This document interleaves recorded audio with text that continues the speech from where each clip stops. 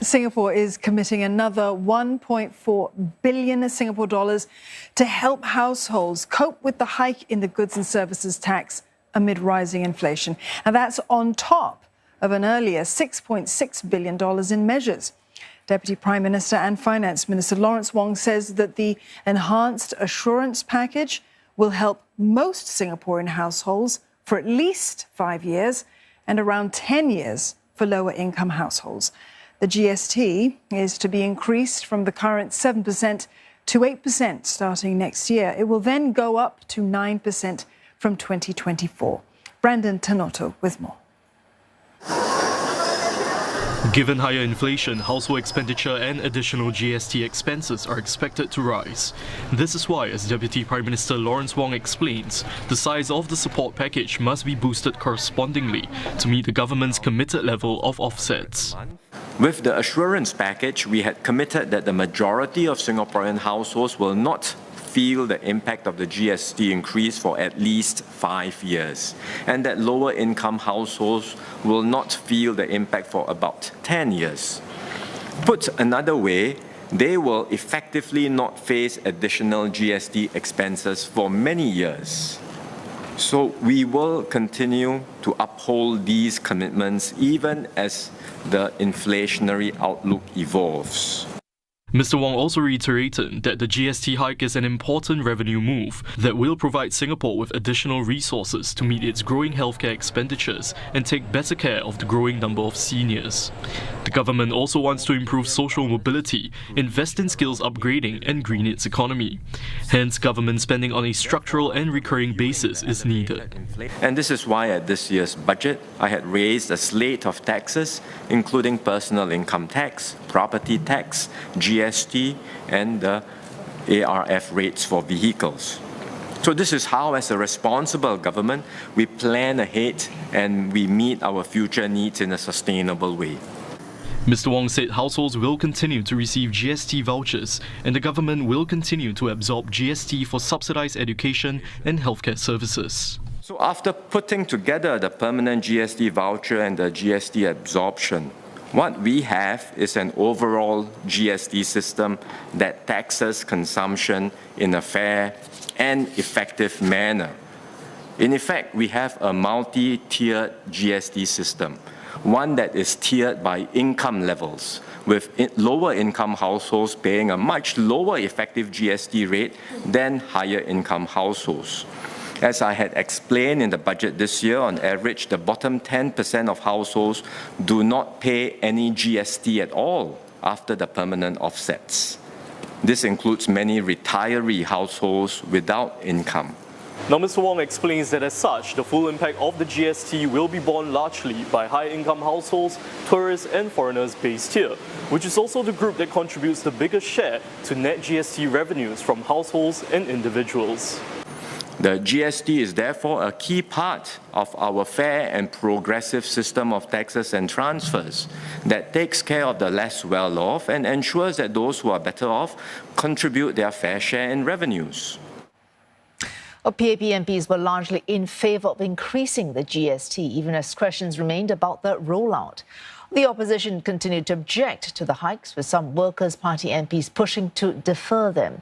They argue that raising the GST would worsen the inflationary pressures which Singaporeans are already facing. Geraldine Yap tells us more.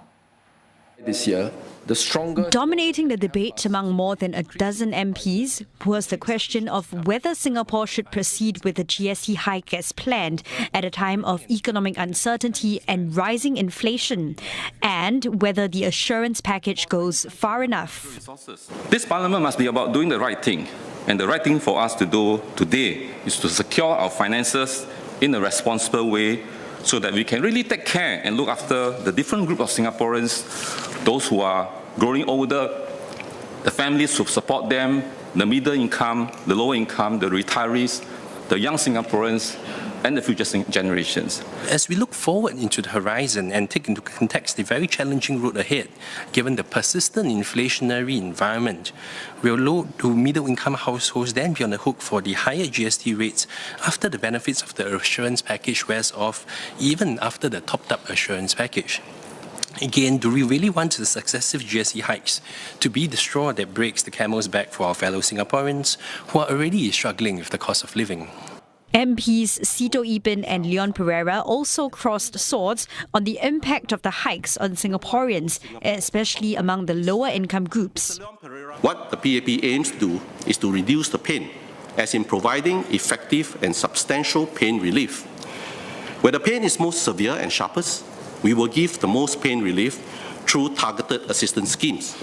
But we cannot provide analgesia so that we do not feel at all the adverse conditions around us. If I understood his speech correctly, he's saying that measures to ameliorate the negative impact of GST on the population are in a way sort of kicking the can down the road or somehow dishonest, because actually the population should feel the pain, and we shouldn't try to take measures that are alternatives to that, even though there are viable alternatives that we believe, which we have put forward as proposals. I did not say the assistance packages are not helpful. In fact, I think they are very helpful, and the government is targeting it at the people who need it most. I did not say we deserve to go through this pain, but what I'm saying is that in these turbulent times of calamity, we have to bond together as a nation, and we have to go through this together.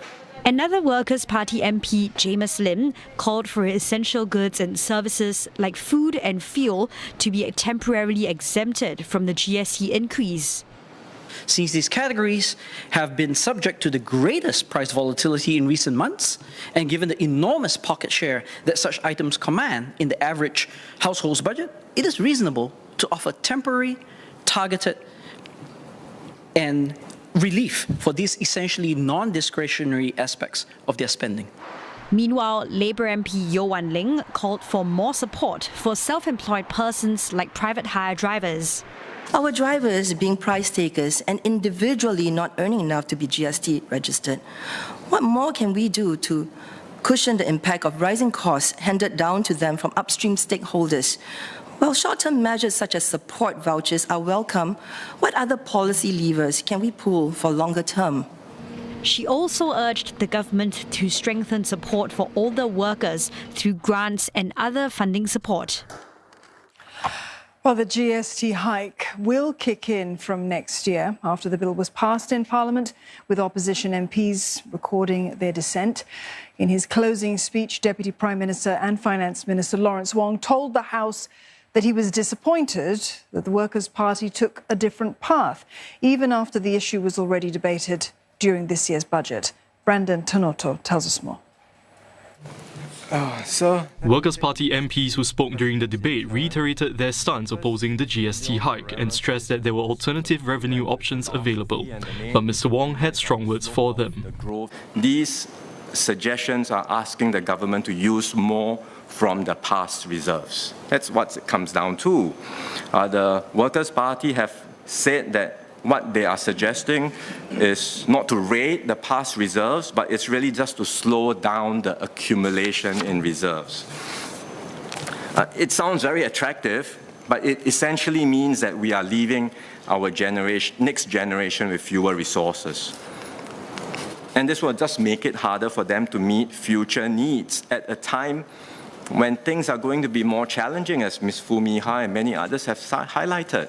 At a time when our economy will be maturing, our population will be aging rapidly, and the uncertainties in the world are only becoming greater and greater. Surely this cannot be the responsible thing to do. Mr. Wong also addressed WP's suggestion of a multi-tiered GST system for products, which he described as onerous to implement and cumbersome. It sounds good on paper, but it is not effective, because when you examine a basket of goods like essential items, in the end you benefit the well-to-do, because the well-to-do will spend more on everything, not just luxury items, but basic necessities as well. And this is a conclusion not just made by us, it's a conclusion reached by studies, based on studies by numerous governments as well as organizations like the OECD. So we have more than enough evidence to show that this multi-tier system does not work. He also took issue with how the opposition, especially members of the Workers' Party, have characterized the government's position. Essentially, they have painted a very simplistic narrative that the government has not considered these alternatives, that we are on autopilot, we are not open to ideas, we are just stubbornly pushing away at something we decided to do anyway. But that's completely false. It's completely false. Because we've gone through this already in the budget debate. I've explained repeatedly that in the budget debate that we had thought about all the options very carefully, explained why many of these alternatives are not substitutes for GST. Still, Workers' Party MPs continue to raise concerns. I wonder if the government will in fact commit to a pause in GST increases to 9% if inflation does turn out to be higher than expected as a result of the hike. And then finally, the point about the multi-tier system, I think the whole point was that we should use the current circumstances as a way to pilot the idea, and I think we've never shied away from talking about how policies need to work for us, and I wonder if he would agree that the postponement of GST on essential items actually affords us this opportunity to test bed this idea. So on delaying GST, say for 1-2 years, we are doing much better than that. We are delaying for more than 5 years with the assurance package. So I'm not sure why I would want to delay only for 1-2 years, because I can delay for much longer. And with the design of the scheme that we have done, as I mentioned just now, delaying for the vast majority of Singaporeans, but getting those who can pay to pay first. Isn't that better?